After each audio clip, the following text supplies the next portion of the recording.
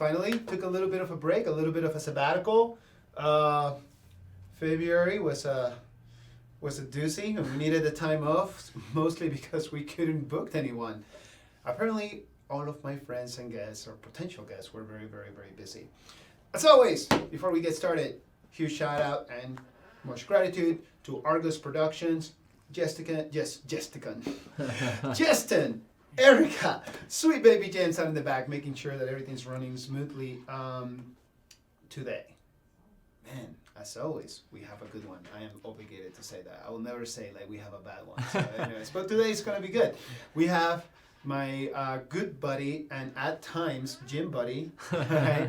Benjamin Hollier, or Benjamin as I like to call him, local professional MMA fighter, fighting out of Combite Fitness. Combite. Yeah. That's the accent. Yeah. You can tell I have got no sleep. Combat Fitness, SBG Idaho, one of the happiest places on earth. Yes, it is. Man, what a plug, huh? Yeah, it's... My dude, thank you for making time, and thank you for being here. I really appreciate you. Of course, man. Thanks for having me. And, we're going to go ahead and jump right into it. I hope you don't mind. I have to wet the old whistle. You can wet the whistle all you want. And it's a local brew of some sort. If you want to be highlighted on the show, give us some damn money and we'll freaking product shit. Yeah. Perhaps that was a little bit too aggressive. I am tired. I understand. I get it. I've been going on about 3 hours of sleep for the last 4 nights because of children. Enough about me.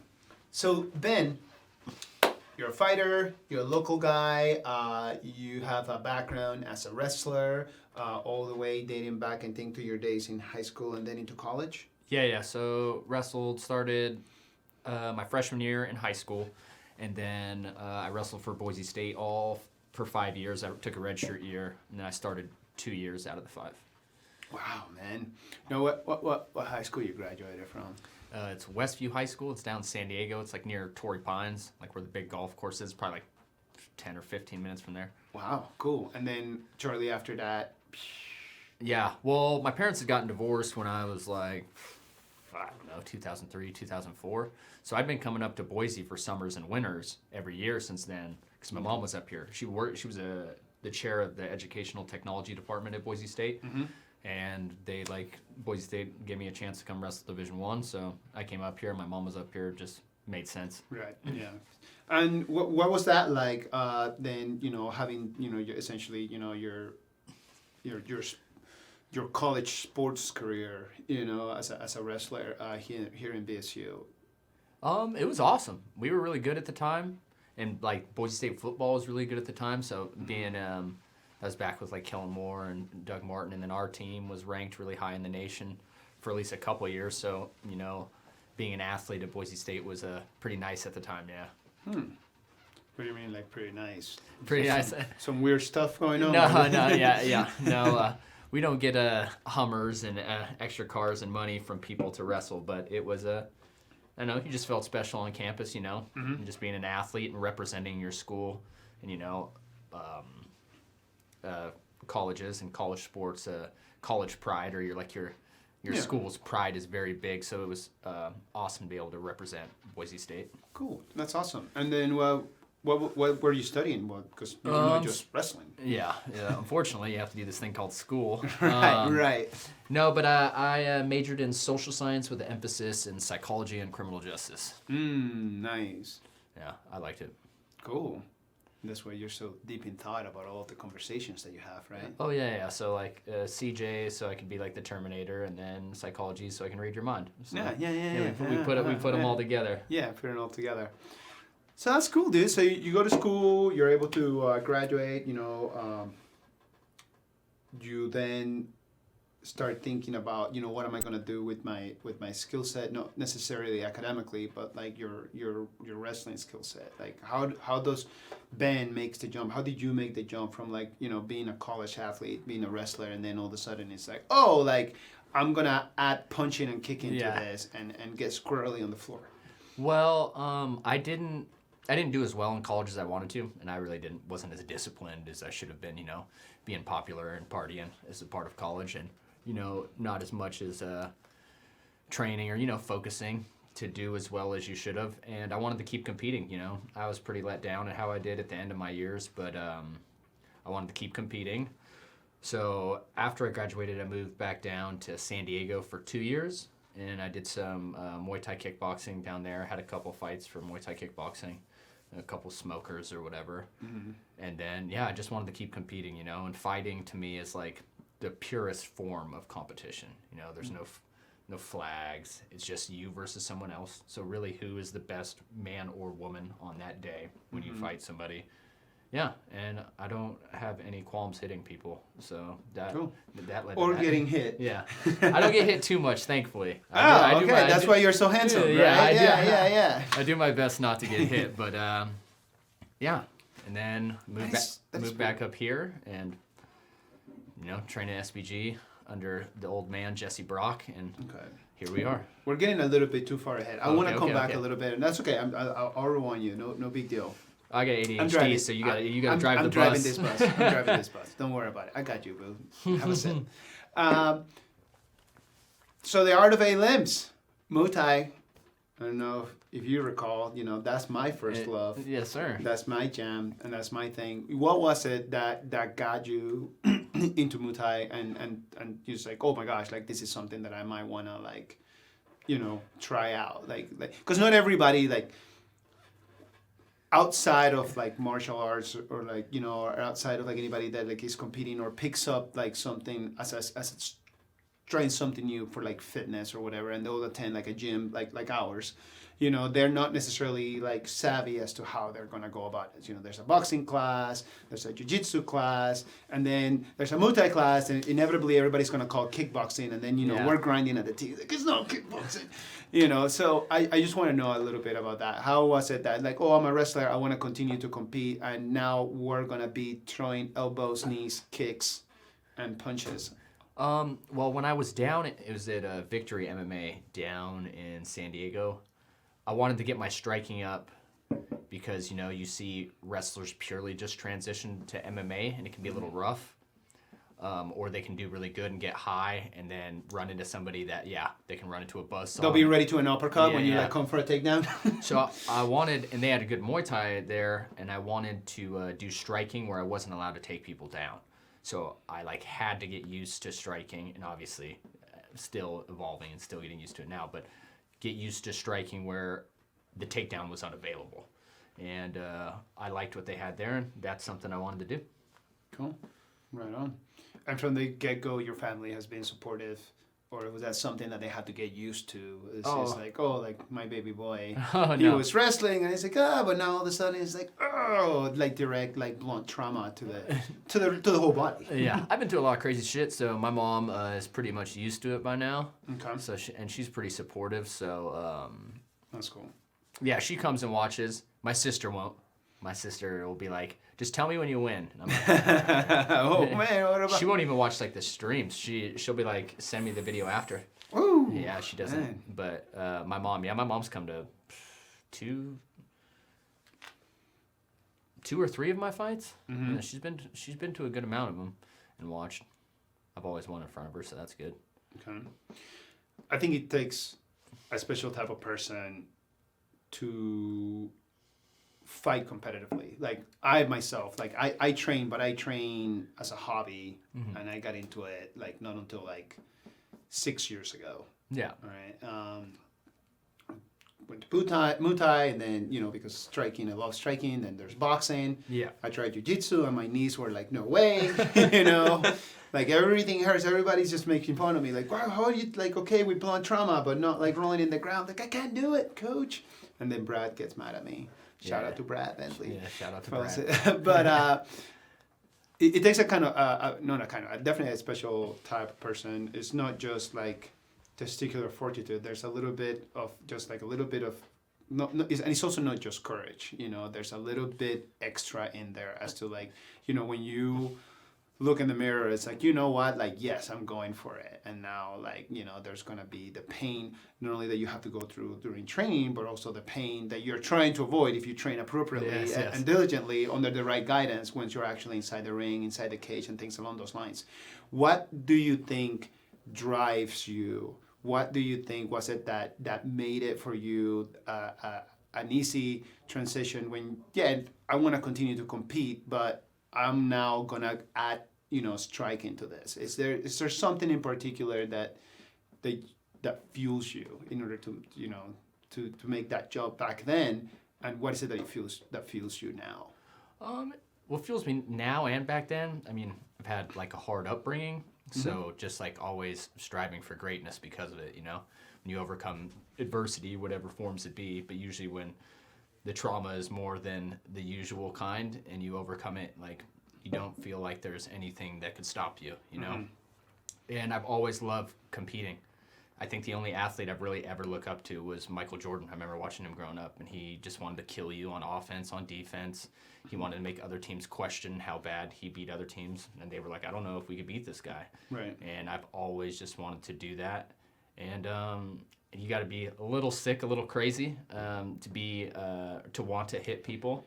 I say a little different. I wouldn't say crazy. I don't like using the word crazy. I just say a little different. I like different things. Yeah. So I like different things too. So going out there and just being able to compete to me at like in the purest form, where it's just you versus someone else, and really just getting out there. Then I guess you could go almost like not gladiator-ish, but primal.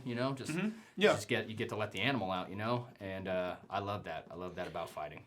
Would you say that because of that, because I love that analogy, and I love that's a great way to describe it too, primal, just letting that fighter instinct. I don't want people to freak out and call it a killer instinct. It's different, but that fighter instinct out of the way, because that's how I feel. I'm a much better balanced person. I'm a much better husband, better father, better friend, altogether better colleague when I have the ability to train. And then everybody gets like different things. Like there's some people that are power lifters, there's some people that are runners, they get their hit of dopamine, whichever way, shape, or form they want to. I in particular really, I don't know, it cannot be seen on the screen, but you're in a big ass brace, and we're going to talk about that. Because I also, just recently, I didn't have to get a brace, but I tore my meniscus, and then I had to get like my big toenail, my left foot, like permanently removed.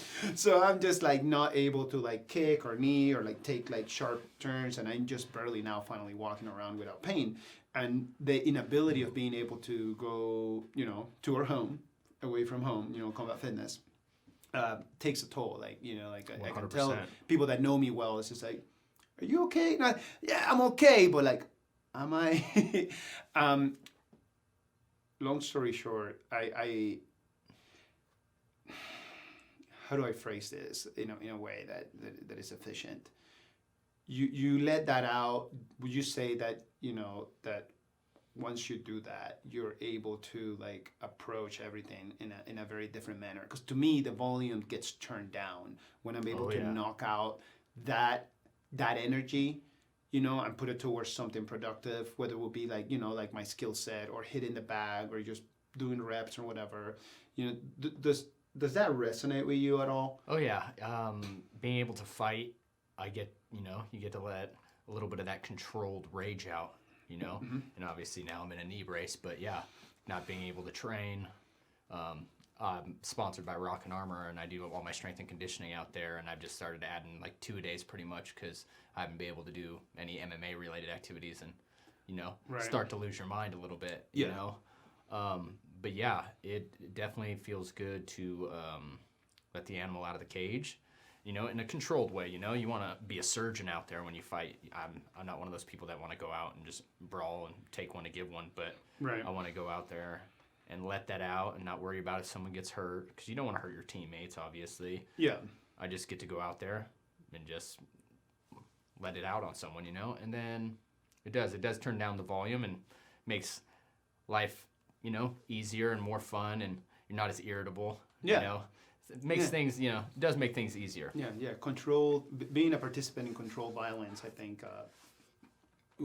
builds character, and it gives you the ability to test yourself along with peer colleagues, friends, and makes you, I think, overall a just better person. Of course, that's my opinion, and I think we're like-minded on that. Yes. stopped me, if you will. You mentioned trauma. You mentioned adversity. Me, for example, I don't like throwing during the streams and the show. This whole I don't. You'll never hear me say, you know, well, back in the day, because, you know, of course, like my military background and all this other stuff, that's in the past, and that's a previous chapter that has come to an end. Having said that, incredibly therapeutic, if you may, for me to attend and practice, particularly Muay Thai for myself. That was just, to me, it's just like, I don't want to seem over dramatic, but, you know, a lifesaver. You know, it definitely just helped me so much into my transition. And I think another thing that helped was also the fact that, you know, both you and I attend, you know, a gym that is big on community, so everybody's incredibly supportive. 100%. There's just nothing about like a bully mindset. Egos regularly are left outside of the doors, and therefore, you know, you're not hurting each other, but growing each other, you know, control violence, you know. So it was really important for me. I didn't know how important it was going to be until I did it. Yes. And I have, you know, until I got hurt, I have not stopped. And that has helped me, you know, deal with a number of things that I didn't know I needed to deal with as I exited, you know, my previous line of work. When you talk about trauma, when you talk about, you know, the adversity, do you mind sharing a little bit of that? What is it that you're talking no about? worries. I've talked about it before, but when I was 5, my mom was killed by, well, my sister's boyfriend at the time, and my sister was in on it. She didn't actually take part of any of the physical violence that had happened, but they had conspiracized. I don't know if that's the right word. But they got in trouble for conspiracy for it, and they're both in prison for life. But they killed her for like insurance money. And sports and just like, and I've always been a hyper kid anyway, so sports and having that kind of structure and that kind of discipline to, you know, let those demons out. And I really noticed that with wrestling, because I mean, I struggled a lot growing up, you know, I didn't know my biological father at the time, and then got adopted by my aunt and uncle. So, you know, struggled, you know, like you would imagine any kid would in that situation. Right. I cannot imagine. Yeah. And a lot of the times, you know, you feel like it's you versus the world because you're different than everybody else. Nobody else is the one, you know, who had their mom killed or everything else. But sports, I always loved playing sports, but wrestling, where I could really go in and wrestling's a grind. Wrestling's like, you get in trouble if you stall or if you try and hang on to a win. You can get dinged for points. Mm-hmm. So being able to really grind in wrestling and just let that out really helped with, you know, the stuff I'd been through. And obviously I'd overcome a lot to get to the point where I'd wrestled in high school, because I mean, I was 15 when I started high school, so that was 10 years after the fact my mom had passed away. Mm-hmm. And yeah, and honestly, through the trauma, it's just like striving for greatness, you know, just I've always, since that day, I've had a chip on my shoulder.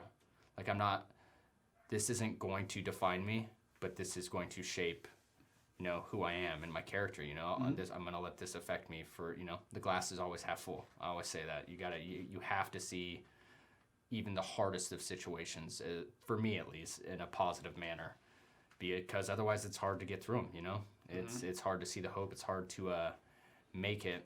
So yeah, just having that chip on my shoulder and wanting, you know, like I'm not going to accept anything less than greatness because this happened to me has really pushed me. And, you know, I fell in love with wrestling. That was a combat sport, and I didn't mind hitting people, and, you know, it's where we are now. Right. That's really interesting. And, of course, you know, as somewhat of a very, not somewhat, but a very delicate subject, it seems like it has not changed, but I want to make sure that I understand, you know, because, you know, 5 years old, that's very young. That's very early. I mean, like, my oldest just turned 6, you know, this last week. I would like to think that sometimes the things that I remember is like from when I was back in 4 or 5 years old, but who's to say the memories that I had made up in my own mind. Yes. But it's again, I cannot imagine how tough that must have been. Now, yes, there's PMA, there's positive mental attitude, but there's also like coping mechanisms that, you know, that help as you go through such a traumatic experience.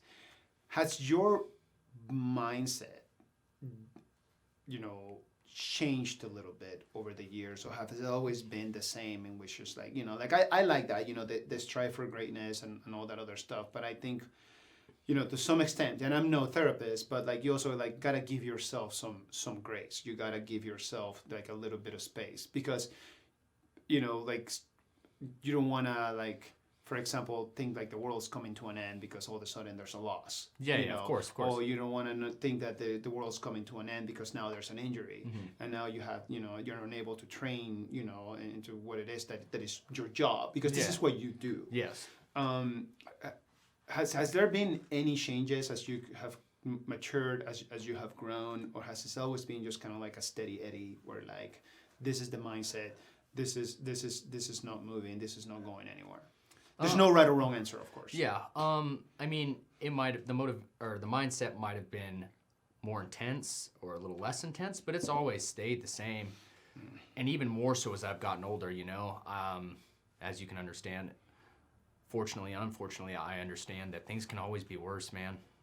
A lot of people do not understand that, truly, that things can always be worse. Right. So, and I've always been, even growing up, I've always been, a happy and positive kid or positive person, and now a positive man, that, no matter what comes, no matter what hits me, I'm going to be all right. It's not over till the fat lady sings. And that mindset of like seeing the glass half full and just, accepting nothing less than the best, it's still here. I don't think that'll ever leave me.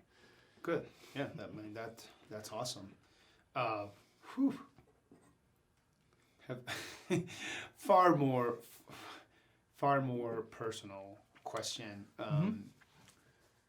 Did you or do you, or have you recently, or do you ever plan into the future, like attending like any sort of like therapy? Oh, I was in therapy for a long time. Okay. I went to some, I don't know, like right below like correctional facilities. You could say like treatment centers for like anger management, and probably from like 4th grade to 8th grade. My first year back in public school was my freshman year in high school, so 9th grade. And those places, they were like, you could be anything. For me, it was like anger management, but there'd be kids that were like Crips or Bloods, or or like people that were schizophrenic or whatever. They were just there for, the troubled youth. But yeah, I was in therapy for probably like 10, 12 years, And honestly, it helped, That might have shaped, but and added to the foundation of everything. But the positiveness and the just like my normal cheeriness has always been there, even from a young age, which I'm very lucky for that. Right on. Yeah. Cool. Well, I'm going to move us forward a little bit. Yes, sir. And, so we get done with college. We're down in California. We're working on our striking game. We're doing Muay Thai, and all the things. We're making sure that, we're very well balanced fighter, and trying to, kick it up a notch. You get back to Idaho. You start training at, one of the happiest places on earth, SBG.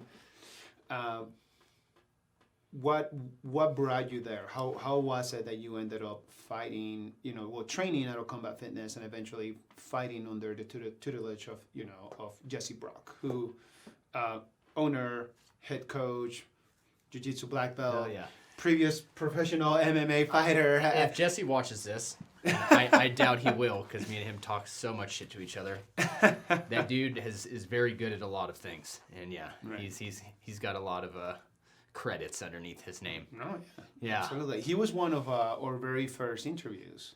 Okay. So now you should feel bad, because if there's any episode you should have watched, you should have been. Watch that one, and you actually hear him talk. Yeah, for like a full hour too. And it was really funny because that was like at the very beginning of COVID, and he took the interview right on his office and his computer. So I'm like talking from like my basement office. You've been to my house, and I'm down there, and he's over there, and there's all these feedback and all this noise, and I'm like, it's like it's like Stephanie back there, like moving something, like what's going on back there, and like it was actually me. I like my audio was messed up. Oh my gosh, those were like, not that we're pros here. Well, at least me, Argos Productions are pros. Yes. I screw up all the time. But like, like I got all the sound and everything taken care of over here. But when I was doing it from home, man, it was terrible, and that poor guy was just having to deal with me. But He probably didn't, knowing him, he probably didn't talk for a week after that. He got him to talk for an hour straight. Yeah, man, he did really well. I don't think he was expecting so many questions. Yeah. I didn't think he thought like I was gonna bring in the heat. Like, Yeah, I love it. I'm gonna have to watch it. I would love to watch people just. But yeah, so you get to Combat Fitness. You're in Idaho. You start training. Jesse is running the show. What got me with his there? partners. Yeah. What got you there, and what kept you there? Oh well, I'd been there before I left because Okay. well at the time Jorgensen was there, and then Scott Tomantz and Jesse. They all wrestled at Boise State. Right. So Yeah. I've That's known, like the common denominator. Yeah. is the So I'd BSU wrestling. I'd known Jorgensen and Jesse since like my freshman year, so 2009. So I'd known them for maybe not super well, but I've known them for a decent amount of time, and I'd come in there and help Scott from time to time or train, and Jesse and Jorgensen had come into the BSU room when I was there and came in and wrestled with us, and that was just home. It was being a Boise State wrestler. It's and seeing other ones and meeting like the alumni and all these other guys. There's a trust there, there's a bond. Yes, camaraderie. Yeah, I mean, broken. like you said, it's a grind. Like wrestling is not easy. Oh no! Otherwise, not at all. everybody, especially as you start continuing to grow within the sport at a higher level, like the pool of people gets smaller and smaller and smaller. So yeah, that's knowing them and having the in, you could kind of say, having known them. Yeah, and I trusted Jesse, and I knew Jorgensen. I got to know Tomantz better as I trained once I moved back. But yeah, knowing Jesse and Jorgensen brought me back. Right on. And you start training there, and at one point in time, do you decide that you're gonna start taking amateur fights? Oh, I think I fought I moved back in August 2016. I think I fought maybe in October or September, maybe a month and a half. I was like, all right, let's fucking do this, and we did it. Yeah, it was at Front Street. Right, so the local promotion, prior to COVID, Front Street fights and whatnot. So, and those were your amateur fights, and when did you transition into like fighting professionally? Yeah. So I had 5 amateur fights, and then I think I turned pro 2 years ago. Okay. 2 years ago in 2019. Now, for people at home watching, from whatever they're watching from with their device, what is that like? So not everybody, like everybody just thinks like, oh, like UFC and that's it, right? And there's a heck of a lot more. Like, and mixed martial arts has been around for a very, very long time. Pride and all these other promotions all over the world, mainly in Asia. One is huge in Singapore, and they carry essentially just about every single discipline, not just MMA, but if you want to just kickbox, Muay Thai. They do Muay Thai with MMA gloves. Exactly, which is also a whole. I'm excited because John Wayne Parr, from Australia, is going to be fighting here soon. I'm super excited about that. He's fighting a really good dude, too. Yeah, and it gives me hope because he's my age. So and he's got I don't know how many hundreds of fights, and he was trained traditionally from Thailand as a teenager, and very difficult skill to pick up as a teenager because in Thailand as a Thai fighter you start when you're a little kid, you're like 5 or 6, not when you're like 14, 16. Yeah. Anyways, rabbit hole. Apologies. No. Sorry fine. about that, Idaho. But I gotta spin myself back. But what is that like? I know the answer to that, but if somebody's watching and all they know is like, oh yeah, there's like a Conor McGregor guy that fights at UFC and they're woohoo. Like what does it mean to be an amateur fighter, and what do you do in order to become a professional fighter? So you get amateur fights pretty much just to develop your game, get used to getting hit, being okay with it, so you look comfortable and build your way to a point, record or not, because once your amateur career is over, you start out 0-0 as a pro. That shit doesn't matter anymore. Right. And pretty much, at least for MMA, for going pro, it just depends on where your coaches are at. Probably it could be the matchup too. Like, hey, this is your pro debut. Obviously, they're not going to send you out there with someone's nails, so you just get your ass whooped for the first time. Right, so they're helping you make sure that as you're going to start your pro career, that you're with somebody perhaps evenly matched, somebody that has got 12 professional fights over your debut professional fight. Yes, so yeah, you just build it up, and for MMA, at least with SBG, it just depends on the coaches, I mean, I was an amateur longer than I've even been a pro now. You know, I think I was amateur for 3 years, and then I've only been a pro for 2. And so did that for 3 years, and kind of figured things out along the way. And that's what the amateur career is for. You know, learning how to train crook, and learning how to getting used to competing that way. Because you know, amateur rounds are 3-minute rounds instead of, and then you go pro, the 3 rounds are 5-minute rounds, so they're a little longer. So just getting used to all that, and then it just depends on you and your coaches. Usually is how it goes. And how involved are your coaches? So of course the assumption, not just the assumption, but just kind of explain it for anybody at home watching. So Jesse Brock is your coach. Yes. Right. Is he the one and only, or do you get taking? I don't want to say taken care of, but this is like a team effort because Jesse cannot do everything, even though he's there for you. So Jesse is Jesse's the soccer mom of the gym. He does everything. Right. But he's the head MMA coach, and then I have like other cornermen like a Jake Martinez, Cameron Moore. I've had I've had Daniel Marin in my corner. He's been on the show too. For Coach Daniel over here with his boxing. And Jake Martinez, by the way, rabbit hole. The reason why I go to Combat Fitness, SBG Idaho, is because Jake Martinez and I met over at the Space Bar. Also, my very first interview for this show. Oh, you did one with Jake too?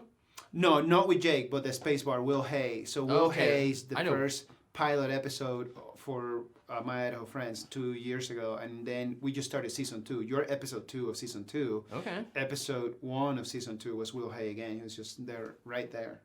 That's awesome. Anyway, so I owe a lot to Jake. Jake and I are not like homies. Like I'm always like happy to see him. We're not like friends, but had it not been for him, Jake you wouldn't have joined the gym. Drinking his Red Bull when I'm slamming beers at the Space Bar, because I think he was bouncing over at the Fatties. At Fatties, that bar over there. Like I would have never known.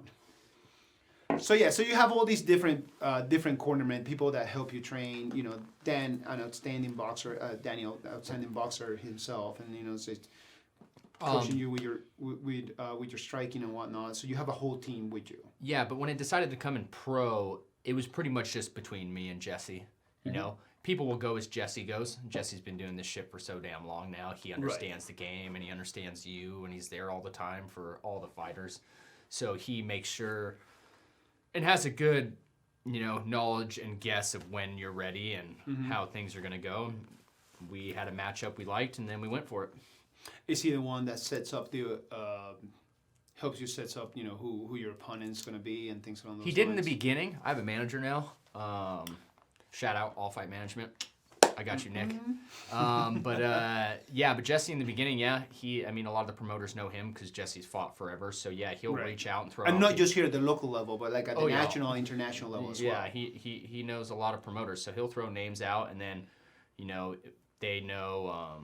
Other promotions usually know what fighters are at what gyms, so they'll shoot a message out to Jesse like, hey, we have this weight and this person, is there anybody blah blah blah wants to fight. But so Jesse helps out a lot, or has helped out tremendously in the beginning.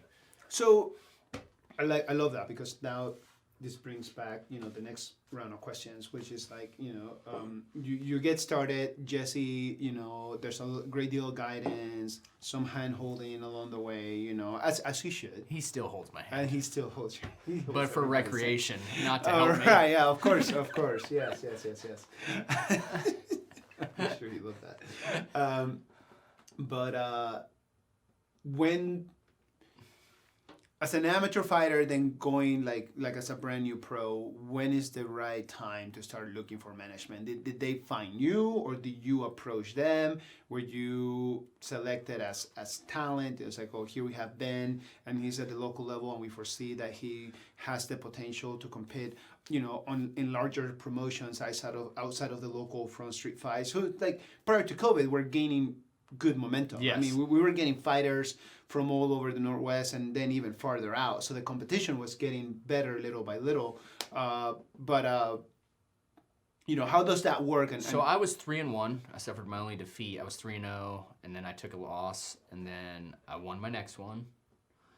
And Kyle Frost, another fighter at our gym. He was already managed by these guys, so I reached out to him, because it was like, all right, like we're 4-1 now. We're getting a little more down the road, you know, like got a good record, you know. So I talked with Nick from All Fight Management, and they signed with me. So I would think. Sorry, Nick. Who? If we're gonna do it, let's do it right. Does he have a last name? His name's Nick Oliver. He does All Fight Management, and he's my manager, and he helped me get my last fight, which was in Miami last December. Right on. And so I was 4-1 before I had anything. I was just kind of going off at Jesse, but yeah, Nick has helped tremendously and helped me get out there. Especially, and if it was last year, it was during COVID, so you got to go far and wide. It was I was lucky. So I fought last September, which was like right at the end of quarantine in Idaho Falls. Idaho Falls, yes. Yeah. And then I signed with Nick, and without him, I probably wouldn't have fought in Miami. You know, he has a bigger scope because that's his job. That's a jump. Yeah, Jesse helps, you know, and Jesse does a tremendous job. I'll give, Jesse does fucking everything at the gym. Yeah, but he has a lot of people to take care of. His sole job isn't to get fighters fights. He owns the gym. He runs the gym. He's the head coach for Muay Thai. He's the black belt for Jiu-Jitsu. He's teaching classes. He's doing the privates. Bringing in all the people that are doing like the tryouts. Jesse does a lot. Tours. So I knew that I needed to start branching out, especially with COVID. COVID was probably what lit a fire under my ass to find management, because it was about time. Like if I'm gonna do something, I need to move. You know. Yeah. Right on. That's awesome. So you took matters into your hands, and here we are.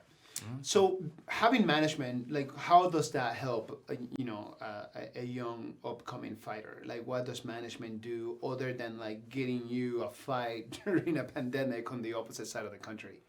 I mean, they can work things out, like travel, you know, get you sponsors. That's their job, is to, promote you, and manage your career. And sponsors are important. I can answer this, but I'm gonna let you, because they can help with anything, you know? Like, I've had sponsors for meals. One of my biggest sponsors, I got this before, actually, with them, because Vita had trained there, but with Rock and Armor. Vita Ortega? I do all my strength and conditioning at Rock and Armor. Which is huge. I mean, otherwise, you'd be paying top dollar for top training. They just won back-to-back the best physical therapy in all of Idaho, back-to-back years. And then my trainer, Sarah, amazing person. Probably one of the better people I've ever met. Sorry, you're saying that as I recover from my meniscus tear, that perhaps I should pay them a visit. Oh yeah, I would 100% pay Rock and Armor a visit. After I pushed my physical therapy out of the VA, which, by the way, the Boise VA is fantastic. But eventually, I have to go do something else. I would 100% go to Rock and Armor. Okay, there we go. Cool. But yeah. So they sponsor you, and then you were talking about like your meals and things along those lines. So nutrition. Yeah, so I'm sponsored. Tim Williams, I'll just give a shout out. Tim Williams. No, please do. Tim Williams, and you'll get to do it again at the end of the episode gotcha. too, so no worries. So Tim Williams is the owner. Amazing dude. Logan, I've done my physical therapy with Logan, Brett, Chris. There's a lot of people there. Yeah. Done my strength and conditioning with Coach D. Mike, but now solely with Sarah Hingsberger. She's I was familiar for some reason. Was she like a powerlifting competitor? No, she was. She played softball down at Weber State, and disregard. I know. I think she's still owns the record for most home runs hit. You know, she was a gangster for softball. Probably one of the better people I've ever met, and she pushes me to be better. I'm glad that probably the best strength and conditioning coach I've ever had. That's awesome, man. She'll probably be happy to hear that. But ladies leading the way. Yeah, we like it. We like it. Yeah, badass women. Yeah, that's awesome, dude. God bless. We're over here, dude. We're all for it. So Rock and Armor does that, and then I've done meals with different people. I've gotten meals from Feed My Fit, but then I've done as of recently, I've got to try MEPS meals, which is out in. I went out to Meridian for it to pick them up, but those were delicious. No?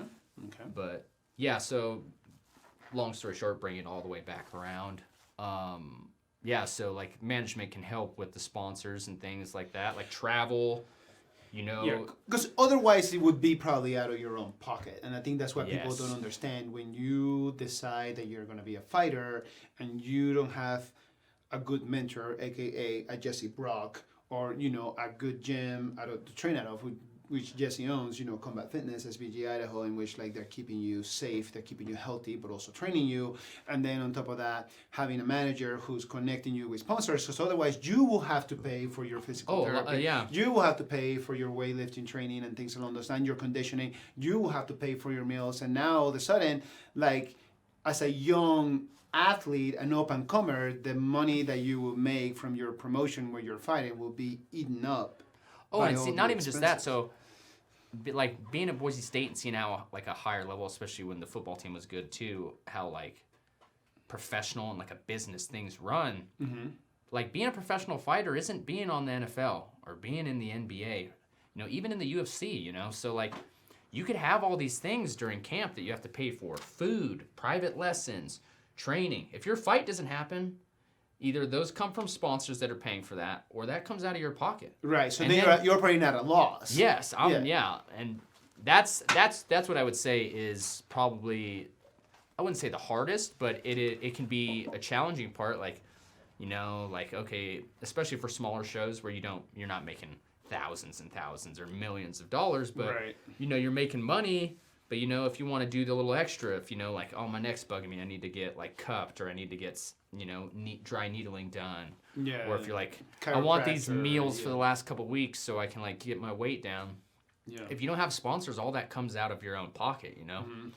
And then like you gotta hope, your fighters miss weight or something crazy happens where they get hurt. Right, and now you don't have somebody to fight, and then if you don't fight, you don't get paid. Yeah, and then you're like, oh, I spent like total for meals and my private's like $300. Like I just lost $300, Yeah. So it is good to have sponsors there. Good. That's awesome. Well, since you're talking a little bit more on the business side of the house, like as a professional fighter now, granted, I know that COVID, took place and that probably stole some of the momentum. We're going to talk about the injury here in just a little bit, but you have management and whatnot. Have you found it easier to deal with things? Not deal with this, but like with your work, as a fighter, it's. Do you recommend for somebody to like, an up-and-coming fighter that is thinking about making the jump from, amateur, from AMI to pro? It's like, do they just, collect a paycheck, or they should they set up an LLC? Like, what does that look like? And how have you organized yourself, as a fighter? Because you are your business. Like your body is your business. Your body is what makes you your money, your living. And if you're not fighting during COVID, then what are you doing in order to maintain that income coming?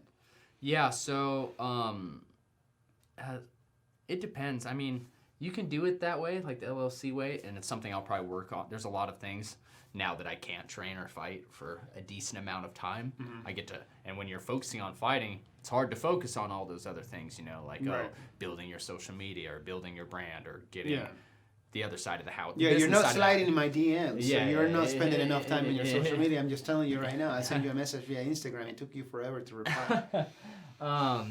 But yeah, I mean, you can, from going AMI to pro, you collect the paycheck in the beginning, but as time, it's like anything. It's, you learn as you grow, especially with fighting.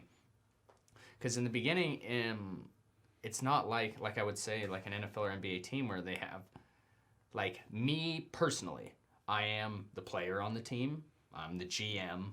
I have coaches, but I'm also the owner, and like a lot of decisions are made. I play a lot of hats when it comes like you being a fighter. Like, who do you pick for management, or like who, the money you spend, or how you want to save it, or what you do. It just all depends on the person, really, if I had to be honest with you. Okay. No, I dig it. Right on. And then what is your path then, now that and right after this question, we'll jump into the whole injury thing, but now that you have a little bit more time, like, what is it that you're looking, what are you going to be doing with this kind of like time that you have right now as you recover? What is it that you're going to be, that you would like to do, or perhaps you have already done, for further developing your brand, developing your opportunities for later on, because fighting is not forever. Yeah. You got to make money when you're not fighting. That's, I guess, the big part of it. Right. But for me now, with my knee being hurt, want to build the brand, so social media, you know, grow that. Yeah. I was actually going to talk with Nick either tomorrow or Friday. Add some more sponsors, you know, and make some more money that way, so you have some income coming in while you're not able to fight. You know, work on doing things like an LLC and start getting like the business house side of things in line. So come time when I'm ready to fight again, that ball's already done. That ball's already been rolled. That's good to go. Yeah, and there's some tax advantages with that and yeah. things along those lines. Yeah, not to preach about that. But Yes. There's a lot of advantages to being disciplined on the business side and not just being a warrior, I guess. What happened? To my knee. Yes, Anybody what can't happened see. to your knee? That is a nice... I was grappling and got caught in a position where like you need to kick like this, and instead of kicking, my knee went that way. Thankfully, knock on wood, I saw the surgeon last Thursday, but it wasn't as bad as the MRI had first anticipated. So they're saying a high chance. I see him again in 3 weeks, so yeah, high chance I don't need surgery, and I'll be good to go in 6 months instead of needing surgery and only being out a year. Right. Which 6 months is nothing. Being able to fight in 6 months. I sat out longer last year because of COVID. Right. Yeah, so being able to get back, August, September is very nice. Yeah. But yeah, sprain. They thought I blew out my PCL, but I guess it's only stage 1 or 2 tear. Okay, so and then my LCL, and then like the fibular ligament tore off the bone. It sounded like a baseball bat hitting a home run when it happened. It's pretty loud. I can show you the video later. Okay. Yeah, so did that. I did meet the surgeon last week. Everything's good to go, and so I'll see him again in 3 weeks. Knock on wood.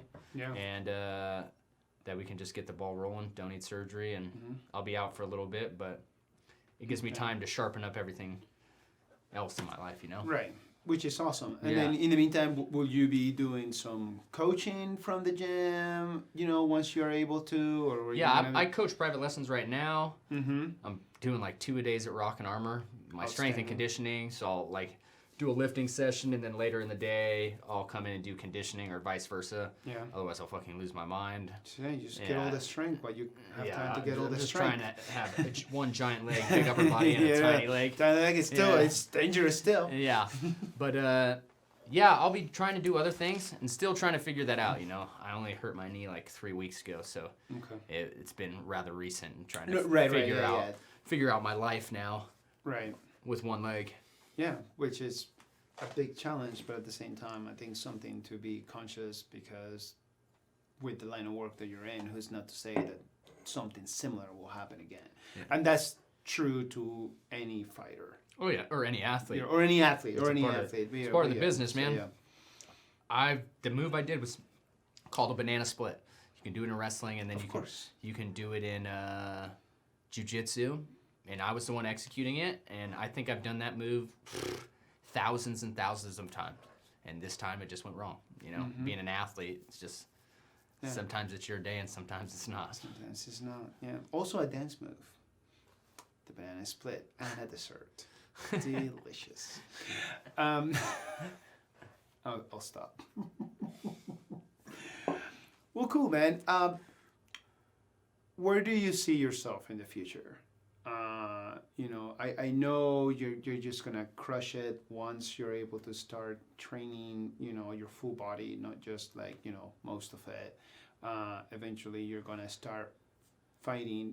What is it that you are trying to manifest? And then outside of what you're trying to manifest, when you make that happen, what are gonna be the following steps past that? Obviously, the goal is to be UFC world champion. They're the highest level, and if you're gonna for me at least, if you're gonna compete in a sport, why are you competing in a sport to not be the best? Okay. There would be no fucking point. And then thank you, black belt Jake Martinez. He's the reason I fell in love with jiu-jitsu. My goal is also to win worlds, whatever belt I can go and compete at, but win worlds in jiu-jitsu as well. You currently purple belt. Purple belt. Okay. Yeah. Those two things. I would love, also in the goal to be, an amazing husband and have a big family. With everything that happened when I was younger, I've always wanted to, not that I didn't have family, but have a family of my own after losing it. It's always been a big factor of that. So I would say those things are the biggest things on my mind. Being a world champion, those things, and one day being the best husband and father I can be. I love that, and I love this because I'm a dreamer myself. Ben the Lion Hollier, is UFC champ. Ben the Lion Hollier is a well-known, world-renowned jiu-jitsu practitioner, and competitor. Beautiful family. What's the next step? Because again, we cannot all fight forever. Of course. Honestly, with another part, I guess I skipped that, but another part with me fighting and obviously, being a world champion or even fighting in the UFC where you have some, public notoriety, right? Mm-hmm. I want to help people, man, who've been through some kind of adversity, like pay it forward. I would not be where I am if I did not have the help and support to make it through those things, Obviously, it is on to you whether you get through the hard times. Inevitably, no one can help you if you're not going to help yourself. But I had a lot of help, man.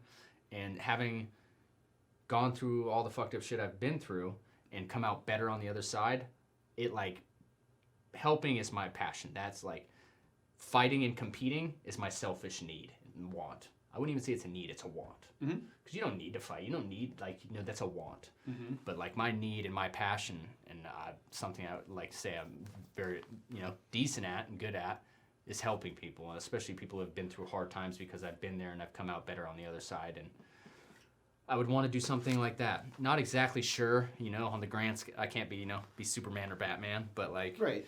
But obviously something along those lines. Yeah, use at that point in time your brand and and your means in order to my be voice, able to give, to give some. And there's nothing wrong with that.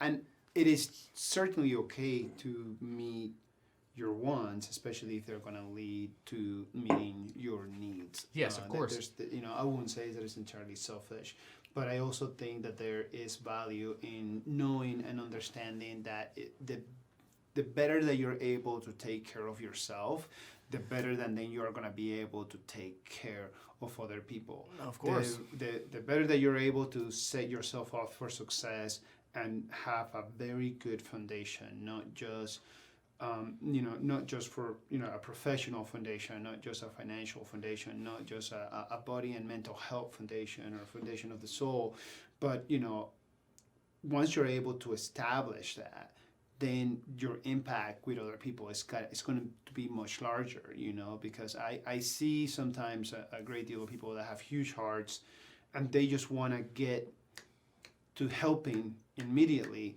And sometimes what I see, and I'm not saying that I'm right, but when you have people with such large souls and large hearts, it's their impact could be 10x, it could be 10 plus, but instead, they're limited by being able to help one or maybe two people while still trying to be able to help themselves. So I think, I'm not saying there's a right or wrong way to do it, but I think it's cool that you have the foresight of there are some things that I need to do in order to then use my voice and then try to reach my out voice as would many be as I can.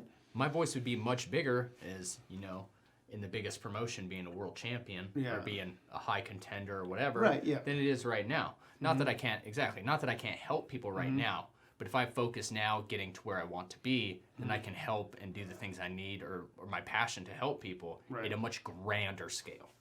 Awesome, dude. Well, we're starting to approach that time, to wrap things up. And before I start doing the things, I want to give you a minute or as many as you need for the shameless self-promotion plug, the shout-out, the thank yous. We have management, we have gym, coaches, all sorts of people, that help you be the best version of you, as an athlete, as a person. So please go ahead and take. So go Nick Oliver, All Fight Management.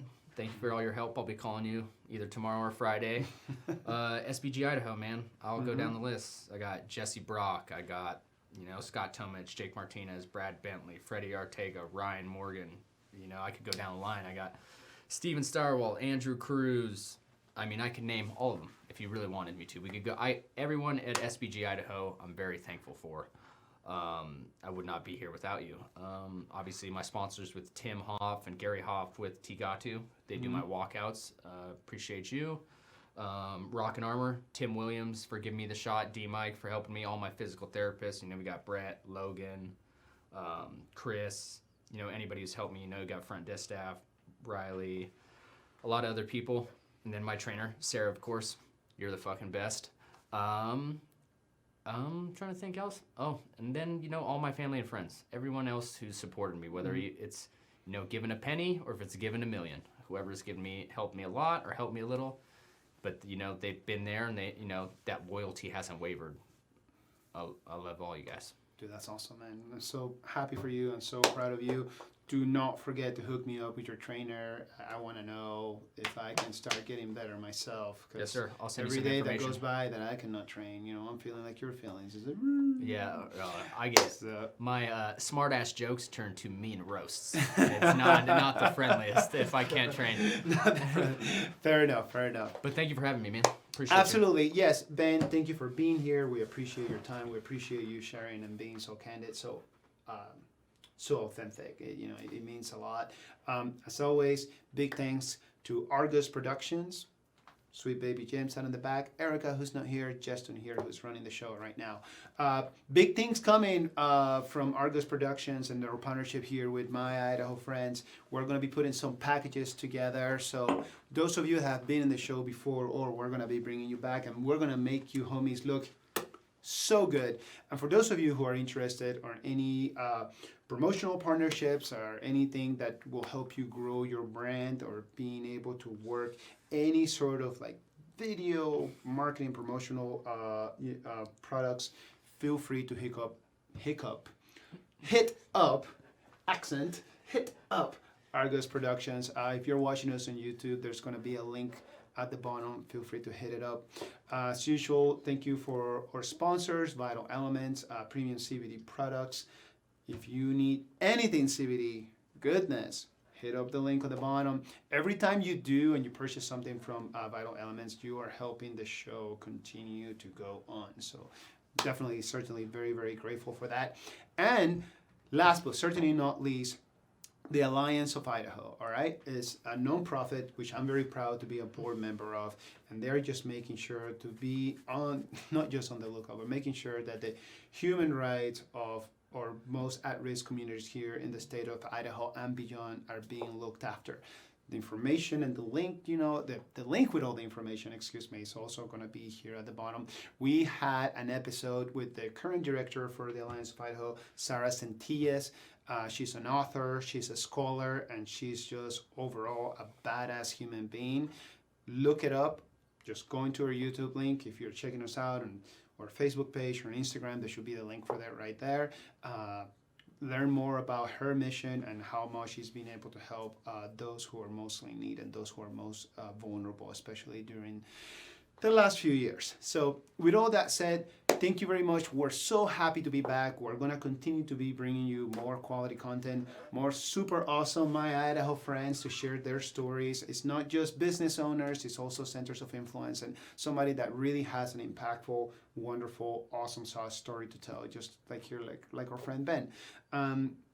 And that's it. I'm so happy to be back and so glad that you guys keep putting up with me, and we'll be seeing you next time. So take care. Love you a long time. And Idaho, when you get a chance, get out there and be kind to somebody. Cheers.